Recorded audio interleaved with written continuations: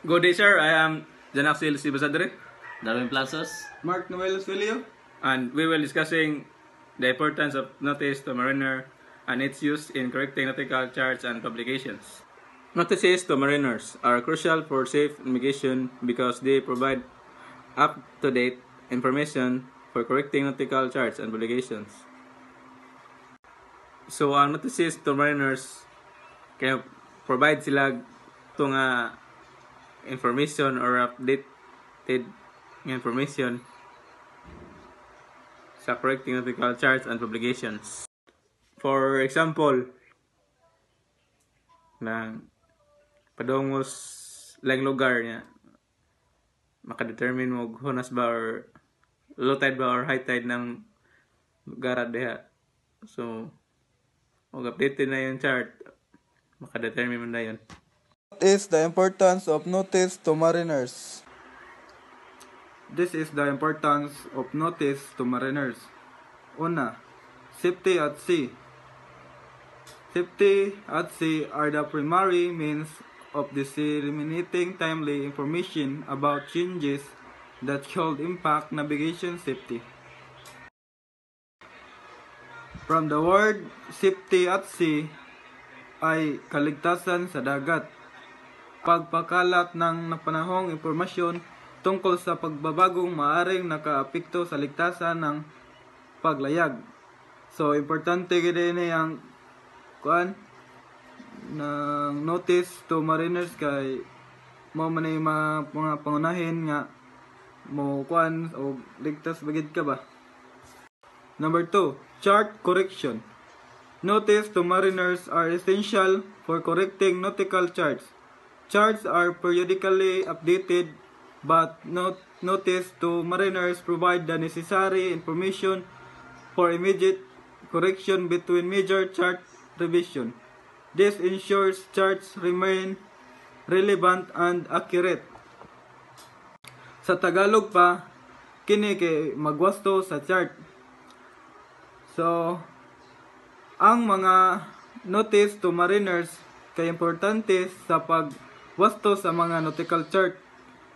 Ang mga chart ay may panapanahong ma-update, pero ang kini ang notice to mariners kay maghatag ra niya og kung kinakailangan ng impormasyon para sa agarang mga pagwawasto sa pagitan ng mga pangunahing pagbabago.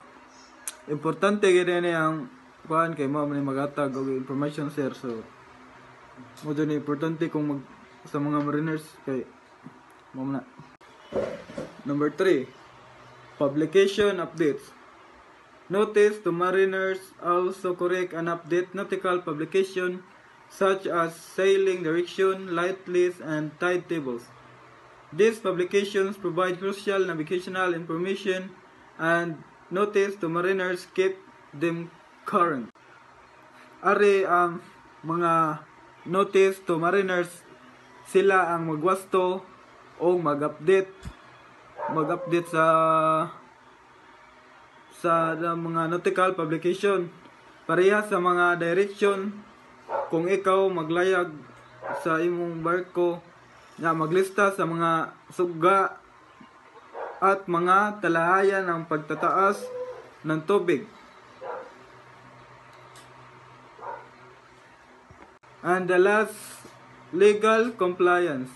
Mariners are legally required to consult notice to mariners and apply the corrections to their charts and publication. Failure to do so can result in legal repercussion and liability in case of an accident.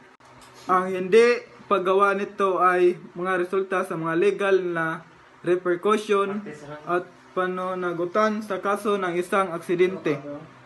Kuya og gid ni og legal ni ang di ni ma-illegal ang ilang mga papel kung kinahanglan na mo konsulta sa notice to mariners kay in case of ma-aksidente ka kay na kay repercussion at pananagutan sa kaso at imposible nga pwede ka mapreso ana kay imo man gihimong legal ang kuan, so kasuhan jud ka na.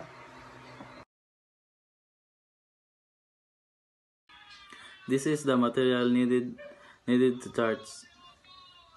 To currently nautical charts and publication, you typically need a set of notice to mariners, a decide, a parallel roller, a sharp pencil, a roller, a cutting board, a paper cutter, and possibly a chart correction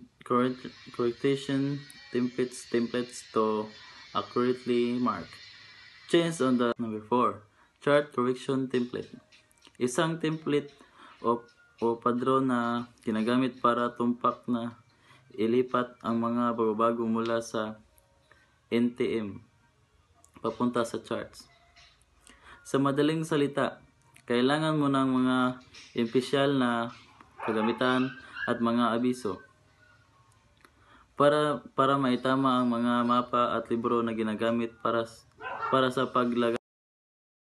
Sa madaling salita, kailangan mo ng mga espesyal na kagamitan at mga abiso para maitama ang mga mapa at libro na ginagamit ng paglalagay upang matiyak na ang mga ito ay tama at napapanahon.